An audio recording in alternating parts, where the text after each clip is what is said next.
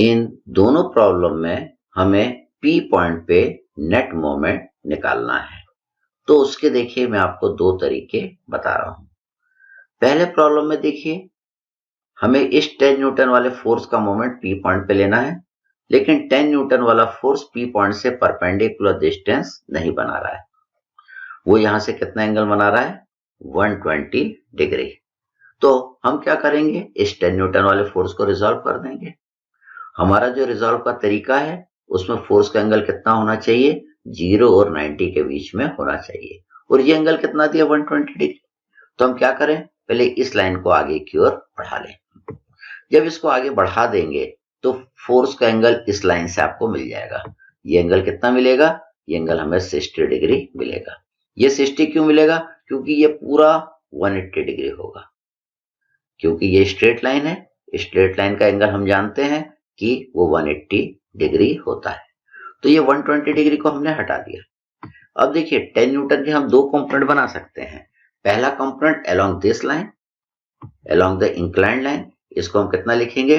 10 cos 60। 10 का देखिए मैंने दूसरा कंपोनेंट बनाया, इसको हमने लिखा 10 sin 60। अब 10 वाले को हम हटा देंगे। अब देखिए 10 वाले को हटा के मैं आपको खाली कंपोनेंट दिखा रहा हूं, तो आपका फोर्स सिस्टम इस तरीके का नजर आएगा।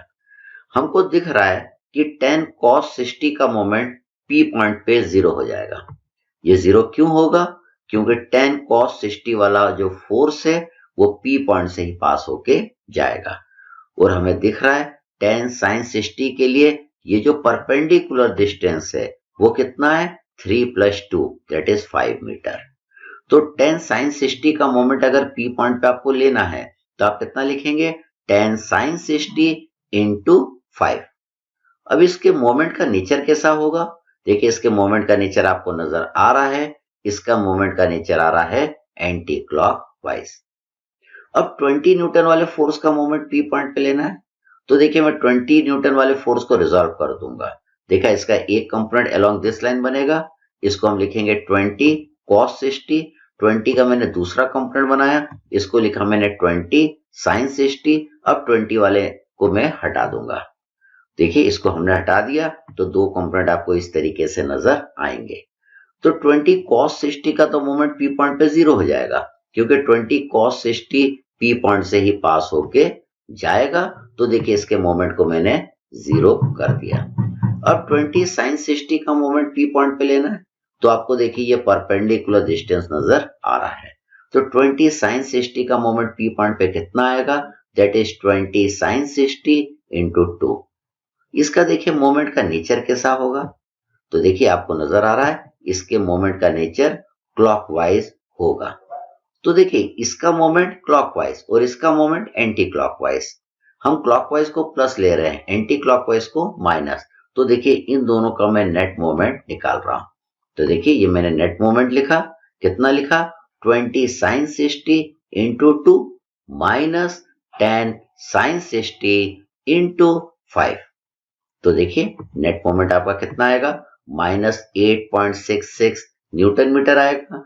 हम आंसर में क्या लिखेंगे? 8.66 न्यूटन मीटर एंटी क्लॉकवाइज। अब इसी प्रॉब्लम को करने का देखिए हम दूसरा तरीका देखते हैं। दूसरा तरीका देखिए हम क्या करेंगे, इस वाले तरीके में फोर्स को रिजॉल्व नहीं करेंगे। हमको देखिए सपोज 20 न्यूटन वाले फोर्स का मोमेंट पी पॉइंट पे लेना है। तो हम क्या करें, हम इस 20 न्यूटन वाले फोर्स को पीछे बढ़ा लें। ये देखिए हमने पीछे की ओर बढ़ा लिया। जब आप पीछे की ओर इसको बढ़ा लेंगे तो देखिए पी पॉइंट से आपको एक परपेंडिकुलर डिस्टेंस मिलने लगेगा। इसको हम बोलते हैं परपेंडिकुलर डिस्टेंस। तो ये जो परपेंडिकुलर डिस्टेंस है ये हमको निकालना पड़ेगा। इसको हम क्या बोल रहे हैं? हम इसको x बोल रहे हैं।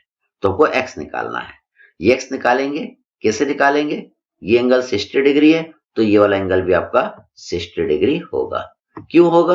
क्योंकि ये दोनों वर्टिकली अपोजिट एंगल है। तो इस वाले ट्रायंगल में हम क्या लगा दें? sin 60 लगा दें। sin 60 क्या होगा? Perpendicular upon hypotenuse. इससे आपकी x की वैल्यू आ जाएगी। x आपका कितना आ जाएगा? 2 sin 60 आ जाएगा। तो 20 न्यूटन वाले फोर्स का मोमेंट अगर मैं P पॉइंट पे लूंगा तो मैं लिखूंगा 20 इंटू एक्स, या क्या लिखेंगे? 20 इंटू 2 sin 60। तो देखिए इसका मोमेंट इस पॉइंट पे आ गया। अब इसके मोमेंट का नेचर अपन देखें, तो देखिए नेचर कैसे निकालेंगे। ये देखिए फोर्स का डायरेक्शन ये है नीचे की ओर, और इसका देखिए पी पॉइंट पे कैसा मोमेंट आ रहा है, ये क्लॉकवाइज मोमेंट आ रहा है। अब 10 न्यूटन वाले फोर्स का भी मोमेंट पी पॉइंट पे लेना है, तो हम क्या करें, हम 10 न्यूटन वाले फोर्स को पीछे बढ़ा लें। तो देखिए इसको मैं पीछे बढ़ाते जा रहा हूं। जब आप इसको पीछे बढ़ा लेंगे तो क्या होगा, पी पॉइंट से एक परपेंडिकुलर डिस्टेंस आपको मिलने लगेगा। इसको हम बोलते हैं परपेंडिकुलर डिस्टेंस। इसके परपेंडिकुलर डिस्टेंस को मैंने किससे रिप्रेजेंट करा है, y से। अगर y वाली वैल्यू आपको पता चल जाएगी तो 10 का मोमेंट आप p पॉइंट पे ले लेंगे।